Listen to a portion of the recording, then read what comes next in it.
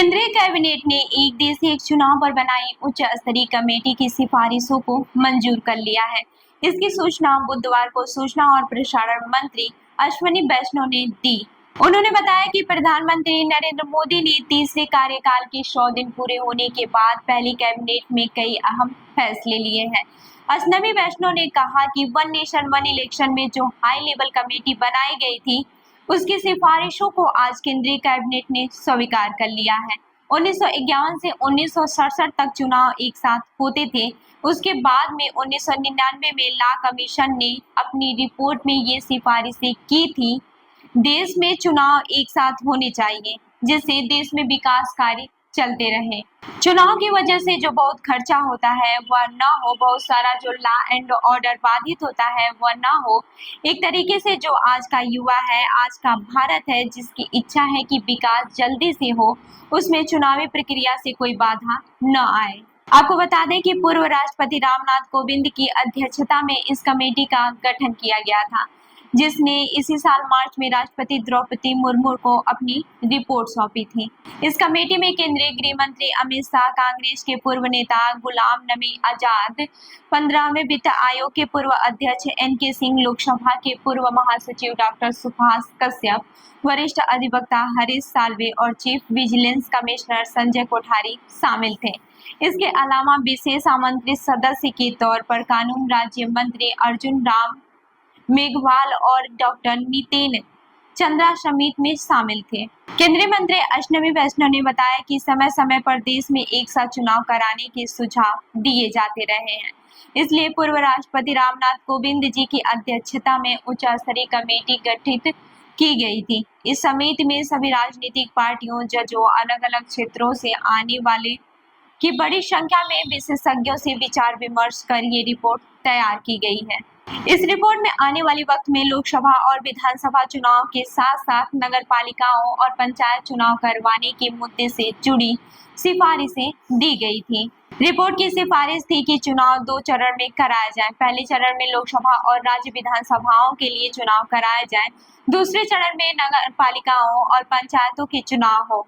इन्हें पहले चरण के चुनाव के साथ इस तरह कोऑर्डिनेट किया जाए कि लोकसभा और विधानसभा के चुनाव के 100 दिनों के भीतर ही इन्हें पूरा किया जाए।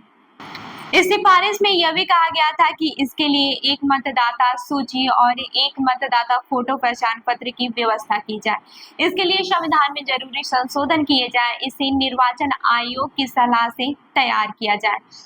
अब आपको बताते हैं कि कमेटी ने किस किस से बात की थी। 191 दिनों में तैयार इस रिपोर्ट में कहा गया था कि 47 राजनीतिक दलों ने अपने विचार समिति के साथ साझा किए थे, जिसमें 32 राजनीतिक दल वन नेशन वन इलेक्शन के समर्थन में थे।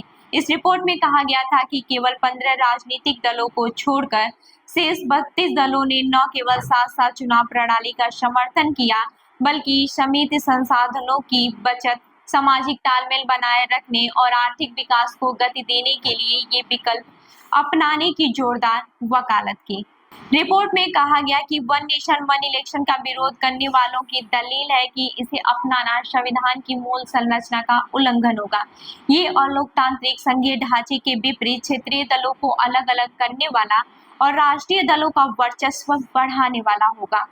रिपोर्ट के अनुसार इसका विरोध करने वालों का कहना है कि ये व्यवस्था राष्ट्रपति शासन की ओर ले जाएगी। वहीं कांग्रेस पार्टी सारे देश में साथ चुनाव करवाने को सही नहीं मानती है। उच्च स्तरीय कमेटी के समक्ष रखे अपने विचारों में पार्टी ने कहा था, एक साथ चुनाव करवाने से संविधान के मूलभूत ढांचे में बड़ा परिवर्तन होगा। पार्टी ने कहा था कि ये संघीय ढांचे की गारंटी के विरुद्ध और संसदीय लोकतंत्र के खिलाफ होगा। कांग्रेस ने इस तर्क को निराधार बताया कि चुनाव कराने का खर्च बेहद ज्यादा होता है। पार्टी ने कहा कि ऐसे किसी देश में एक साथ चुनाव कराने की योजना की जगह नहीं है जहां पर सरकार चुनने के लिए संसदीय प्रणाली को अपनाया गया है। वहीं आम आदमी पार्टी ने वन नेशन वन इलेक्शन को खारिज किया था। उसने कहा था कि ये संविधान की बुनियादी संरचना के खिलाफ है। CPM ने भी इसको खारिज किया था। पार्टी ने जोर देते हुए कहा था कि एक साथ चुनाव कराने का विचार मूलभूत रूप से लोकतंत्र विरोधी है और संविधान से मिली संसदीय लोकतांत्रिक प्रणाली की जड़ पर हमला करता है। बहुजन समाज पार्टी ने हाई लेवल कमेटी के आगे पूरी तरह से वन नेशन वन इलेक्शन का विरोध नहीं किया था, लेकिन उसने इसको लेकर चिंता जताई थी। बुधवार को पार्टी प्रमुख मायावती ने सोशल मीडिया वेबसाइट एक्स पर पोस्ट कर कहा कि एक देश एक चुनाव की व्यवस्था के तहत देश में लोकसभा, विधानसभा व स्थानीय निकाय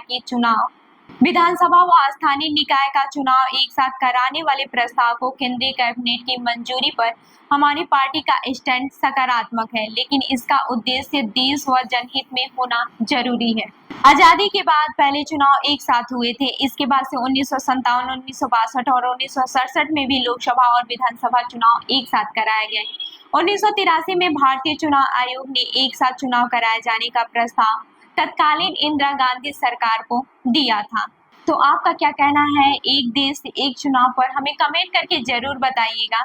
मैं हूँ रूबी आपके साथ और आप देख रहे हैं जनदर्पण न्यूज। धन्यवाद।